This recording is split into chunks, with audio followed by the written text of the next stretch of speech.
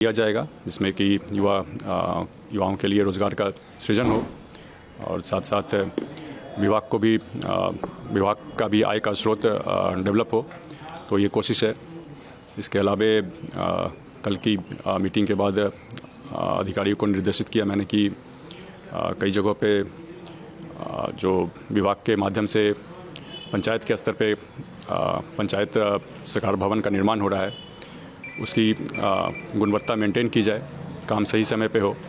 इसके लिए social auditing का एक स्ट्रक्चर तैयार करना है। इसमें पंचायत स्तर पे एक मॉनिटरिंग कमेटी बनाई जाएगी, जिसमें कि विभिन्न राजनीतिक दलों के प्रतिनिधि होंगे। वो देखेंगे कि काम सही समय पे पूरा हो और गुणवत्ता में किसी प्रकार की कमी नहीं रहे। उसके अलावा अधिकारियों को ये भी निर्देशित किया कि विभाग के तहत जो भी रिक्तियाँ हैं, उन रिक्तियों को जल्दी से जल्दी पूरा किया जाए। तो हर तरीके से कोशिश रहेगी कि पंचायती राज संस्थाओं की मजबूती बढ़े।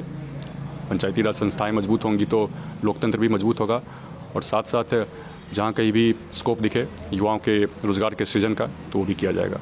नीतीश जी है, चूँकि नीतीश जी ने जितने काम किए हैं, आपको क्या लगता है कि उनसे सीखने को, क्योंकि आपने कल उनसे मुलाकात भी की है, तो क्या कुछ उनसे आपका मार्गदर्शन?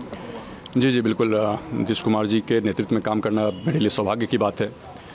उनसे मुलाकात हुई, उनसे आशीर्वाद लिया, बधाई उन्होंने दिया, और आगे बढ़िया से बढ़िया काम करें इसके लिए शुभकामना दी।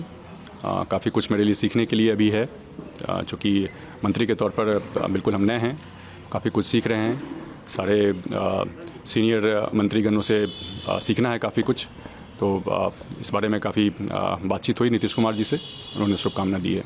लेकिन अब विपक्ष आपके ऊपर परिवारवाद का आरोप लगा रहा है कि आप राजनीतिक में थे भी नहीं और अचानक आप मंत्री बन गए, आरजेडी वाला एलिगेशन आपके ऊपर लगा रही है? नहीं, मंत्री बन गए हैं, लेकिन राजनीति में ऐसा नहीं है कि हम नए हैं।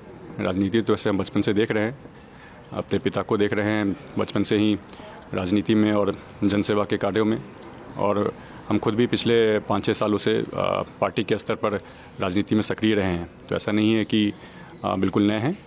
और जहाँ तक परिवारवाद की बात है, तो मेरी योग्यता के हिसाब से मुझे आंका जाए, मेरी योग्यता को मेरे परिवार से जोड़कर नहीं देखा जाए।